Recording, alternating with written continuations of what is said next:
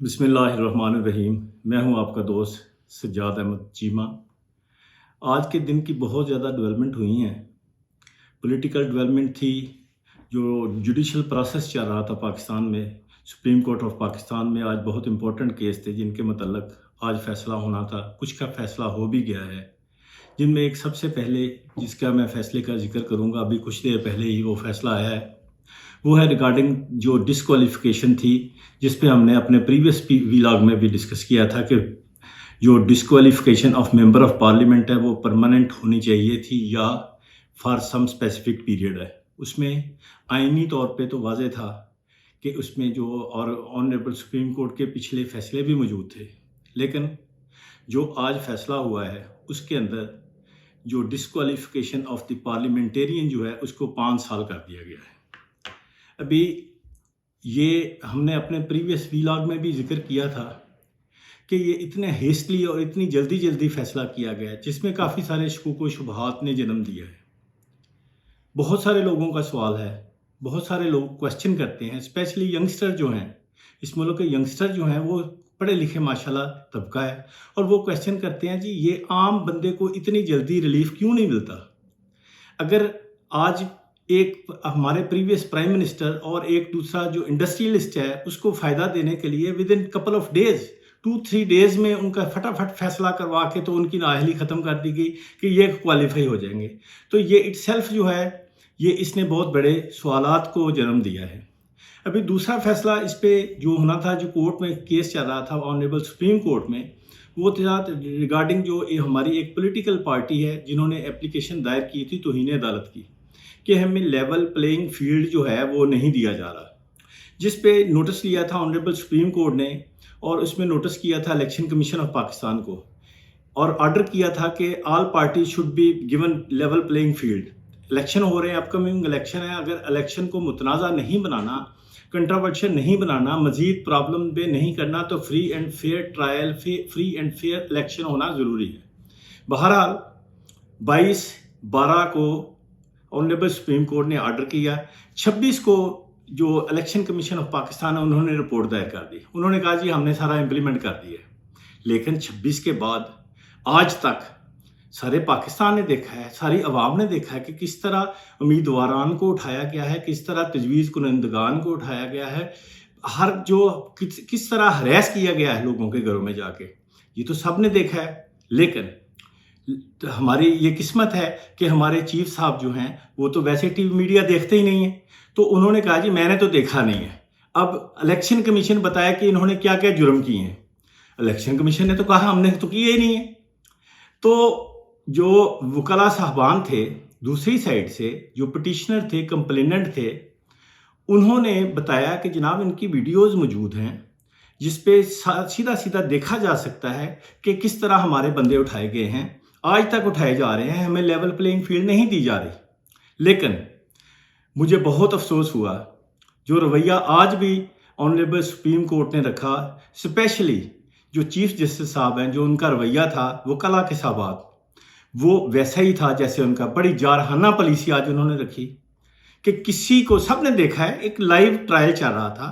میں نے پچھلے اپنے ویلاگ میں یہ گزارش کی تھی کہ یہ چیف صاحب یہ آپ ٹرائل کورٹ کے اندر کر رہے ہیں، آپ کا ٹرائل پوری قوم کر رہی ہے، پوری قوم دیکھ رہی ہے، آپ کا ایچ ایکٹ اور آپ کا ایک رویہ جو ہے وہ لوگوں پہ اثر کر رہا ہے، وہ لوگوں کو اس پہ افیکٹ کر رہا ہے۔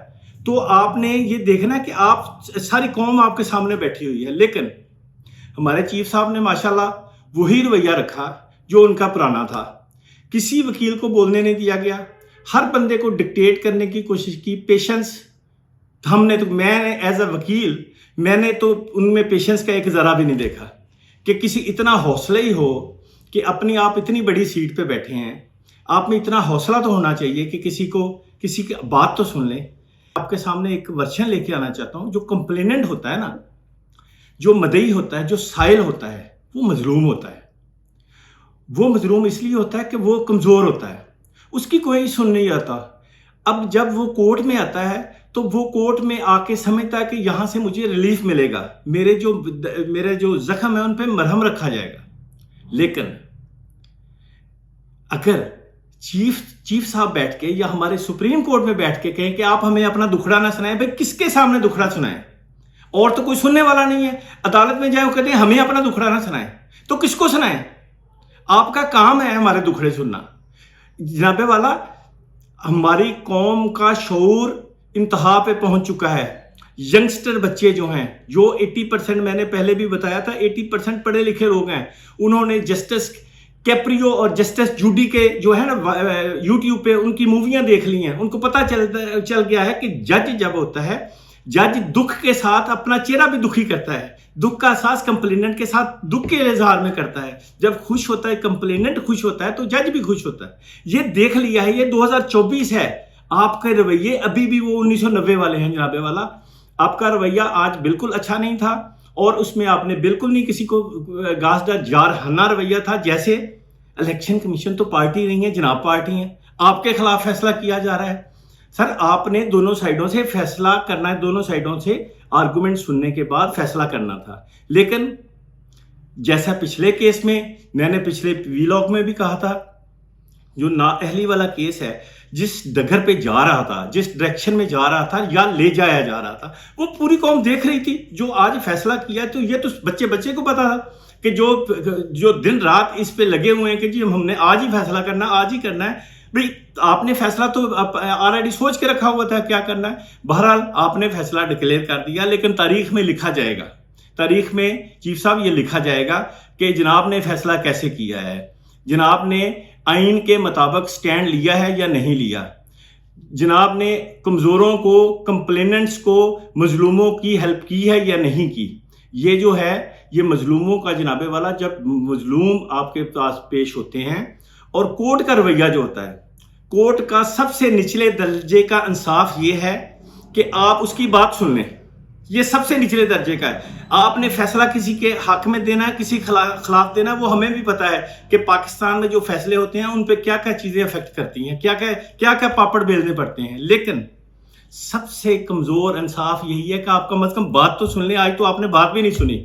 ये हमें एज अ वकील बहुत दुख हुआ है कि जनाब ने जो आज का रवैया था वो अच्छा नहीं। और एक दूसरी बात कि जैसे जनाबे वाला का या कोर्ट का जैसा रवैया था, आज सुप्रीम कोर्ट ऑफ पाकिस्तान का जो रवैया था, हमें अब इसमें कोई शक वाली बात नहीं रह गई पूरी कौम में कि हाँ, जुडिशल स्टैंडर्ड जो मुकर्रर है 140 नंबर में से हमारा 136वां क्यों है, ये आज बिल्कुल यहाँ हो गई है।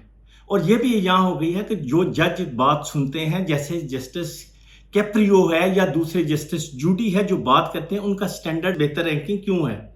हमारा जो है, हमारे रवैये, हमारे इंसाफ की फराहमी, हमारे इंसाफ का निज़ाम बदकिस्मती से अशराफिया के साथ चलता है।